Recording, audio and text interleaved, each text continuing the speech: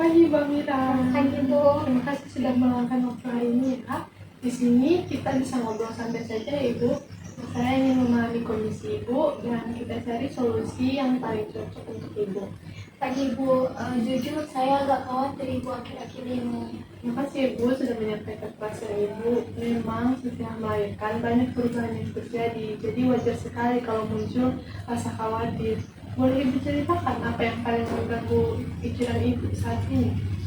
ASI saya rasanya semakin sedikit Ibu. Bayi saya juga lebih sering menyusul. Saya takut dia nggak cukup akan susu saya. Saya bisa memahami kekhawatiran Ibu. Memang banyak Ibu menyusui merasakan hal yang sama, dan itu menunjukkan Ibu sangat peduli dengan kebutuhan bayi Ibu. Kalau boleh tahu, Bu Amira, kapan Ibu merasa kondisi menyusui dan pola makan Ibu itu lebih teratur? Sebenarnya di awal setelah melahirkan masih lumayan teratur, Bu. Saya masih sempat makan lebih baik dan ASI juga terasa lancar. Tapi sekarang sejak mulai saya sibuk lagi, jadinya saya sering telat makan, Ibu. Sejak mulai lebih sibuk itu, apa yang biasanya terjadi dengan pola makan Ibu? Biasanya itu saya sering skip makan, atau kalau lapar banget ya saya langsung pesan makanan cepat saji saja, Ibu, biar praktis. Nah, pada saat Ibu memilih untuk tidak makan atau memilih makanan cepat saji, apakah ada pikiran tertentu yang muncul gitu? Iya, Bu. Terkadang saya mikir kan, Bu, nggak sempat makan yang benar, atau yang penting makan aja dulu seadanya. Tapi setelah itu malah kepikiran lagi, Bu. Kepikirannya seperti apa, Ibu? Saya jadi mikir, ini pasti bikin ASI saya nggak bagus. Bayi saya jadi nggak bisa makan dengan cukup. Bahkan kadang saya bisa merasa menjadi ibu yang kurang baik buat bayi saya, Ibu. Baik Bu, berarti ada dua jenis pikirannya. Yang pertama muncul saat Ibu lelah. Itu pikiran seperti yang penting praktis dulu. Lalu setelah itu muncul pikiran yang lebih menyalahkan diri sendiri, seperti ASI saya tidak cukup atau saya ibu yang kurang baik. Iya, Bu, jadi itu yang bikin saya makin cemas. Saya memahami itu, Ibu. Nah, pikiran-pikiran seperti itu memang sering muncul secara otomatis, apalagi di saat kita sedang lelah. Tapi tanpa disadari, pikiran tersebut justru bisa membuat Ibu semakin tertekan dan perubahan jadi terasa lebih sulit. Yang penting sekarang Ibu sudah menyadari pola itu, dan itu adalah langkah awal yang sangat baik untuk kita bisa mengubahnya. Nah, dari cerita Ibu Amira tadi, saya bisa menyimpulkan bahwa pola makan Ibu itu masih belum teratur, sehingga asupan energi dan zat gizi penting seperti protein, cairan, dan vitamin mungkin belum tercukupi secara optimal. Nah, ini saya ada di Flatboard, sederhana tentang kebutuhan gizi Ibu menyusui. Boleh kita lihat bersama ya, Ibu. Di sini terlihat bahwa Ibu menyusui membutuhkan energi lebih banyak, cairan cukup, dan makanan yang bervariasi untuk membantu produksi ASI. Oh, jadi memang kebutuhan makan saya itu harus lebih diperhatikan lagi ya, Ibu? Betul, Ibu. Tapi kalau ini kasus ini masih sangat bisa untuk kita perbaiki dan tidak harus langsung berubah besar.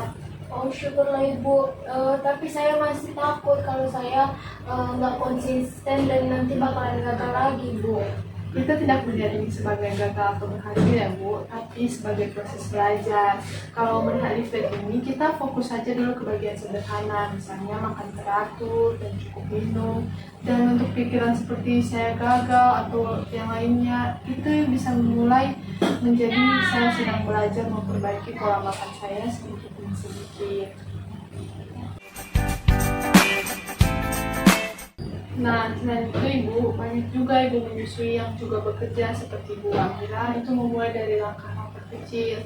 Saya juga punya contoh leaflet ini Bu. Nah, ini kayak ini kan, misalnya pilihan makanan praktis tapi tetap bergizi seperti susu, seperti telur, kacang-kacangan, buah. Menurut Ibu dari pilihan ini, mana yang paling mungkin Ibu lakukan Ibu ini? Mungkin saya bisa sedia buah sama roti di tempat kerja, Ibu. Nah, itu sangat bagus Ibu. Kita bisa buat rencana sederhana sambil mengacu dari listrik ini. Tidak melewatkan makan siang, sedia cemilan sehat, dan minum air yang cukup. Oh iya ya Bu, kalau ada panduannya begini jadi lebih kebayang deh Ibu. Betul Ibu, media ini juga bisa jadi pengingat. Saya juga ingin Ibu membuat afirmasi, misalnya saya sedang berusaha memberikan yang terbaik untuk bayi saya. Ibu bisa tulis di ponsel atau bahkan di dekat listrik ini supaya sering terlihat. Dan sambil itu Ibu bisa mencatat kapan Ibu makan atau terlewat supaya nanti bisa kita evaluasi.